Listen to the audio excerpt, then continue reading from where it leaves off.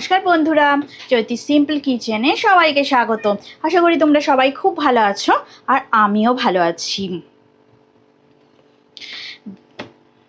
আমার সব বন্ধুরা যে যেখান থেকে আমার চ্যানেলটা দেখছো সবাইকে আমার চ্যানেলে অনেক অনেক স্বাগত আর অনেক অনেক ভালোবাসা আর শুভেচ্ছা রইল সবার জন্যে। তো দেখো আমি পটলগুলো এভাবে কেটে নিয়েছি খোসা ছাড়িয়ে, আর দেখো দুদিকটা এভাবে একটুখানি চিড়ে নিয়েছি। তো আমার কাছে 7টা পটল আছে। তো আজকে পটলের রেসিপি আমি দুপুরের লাঞ্চে তোমাদের জন্য করে দেখাবো। কেউ স্কিপ করো না, ভিডিওটা প্রথম থেকে শেষ পর্যন্ত সবাই দেখো। আর বড়দের প্রণাম আর ছোটদের ভালোবাসা জানিয়ে আমি আমার রেসিপিটা এখান থেকেই শুরু করলাম। আমি দেখো পটলগুলো পরিষ্কার করে ধুয়ে নিয়েছি।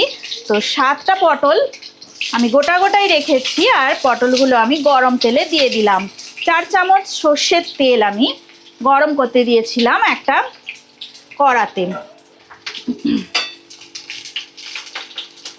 তো পটলগুলো সুন্দর করে আমি ভেজে নেব, একটু সোনালি সোনালি করে ভাজতে হবে।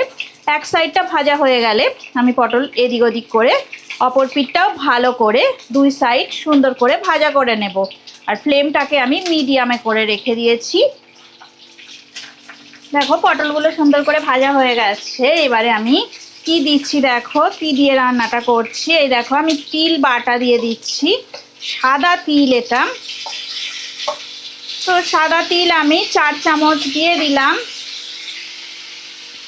আর ফ্লেমটাকে একদম লো ফ্লেমে করে রেখে দেব।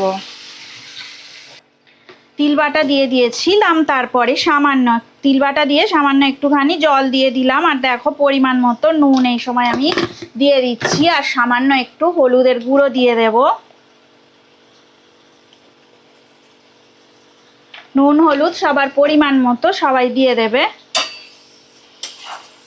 আর তিলের বাটিটার মধ্যে একটুখানি জল দিয়ে আমি বাটিটা ধুয়ে আমি দিয়ে দিয়েছি। আর কাঁচা লঙ্কা আমি একটা কাঁচা লঙ্কা 4টে টুকরো করে নিয়ে আমি দিয়ে দিলাম।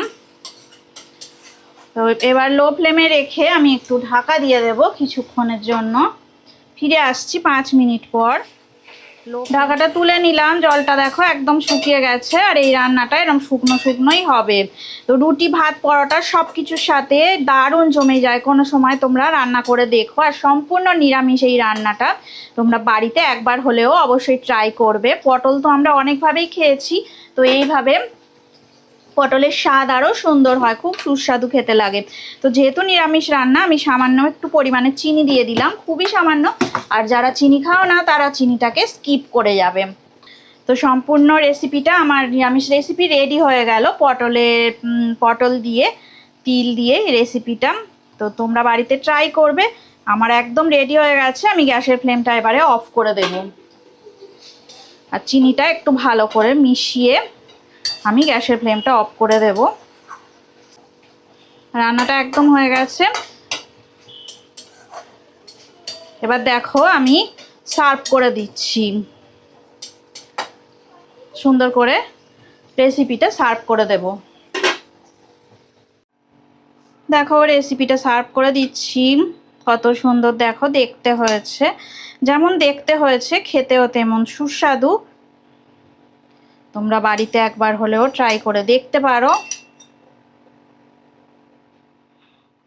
দেখো তিল পটলের রেসিপি রেডি হয়ে গেছে এবং সার্ভ করে দিয়েছি আমি। রেসিপিটা যদি ভালো লেগে থাকে অবশ্যই সাবস্ক্রাইব করে দেবে আমার চ্যানেলটাকে, লাইক করবে, শেয়ার করবে। আর চ্যানেলটাকে তো অবশ্যই সাবস্ক্রাইব করে দেবে। পুরনো বন্ধুরা যারা আছো তাদেরকে অনেক অনেক ধন্যবাদ। আর যারা নতুন বন্ধু আছো তারা আমার পাশে থেকো। আর ভিডিওটা স্কিপ না করে পুরোটা দেখার জন্যে, শেষ পর্যন্ত আমার সাথে থাকার জন্যে অনেক অনেক ধন্যবাদ তোমাদেরকে। তো তোমরা সুস্থ থাকো, ভালো থাকো, আর আমার রেসিপি দেখতে থাকো। আর সুন্দর সুন্দর কমেন্ট করো, ভালো ভালো কমেন্ট। তোমাদের কমেন্টগুলো পড়তে আমার খুব ভালো লাগে। তো খুব সুন্দর সুন্দর কমেন্ট করলে আমি আরও উৎসাহ পাই। তো আজকের মতো টাটা, পরে আবার নতুন রেসিপি নিয়ে তোমাদের সঙ্গে আবার দেখা হবে।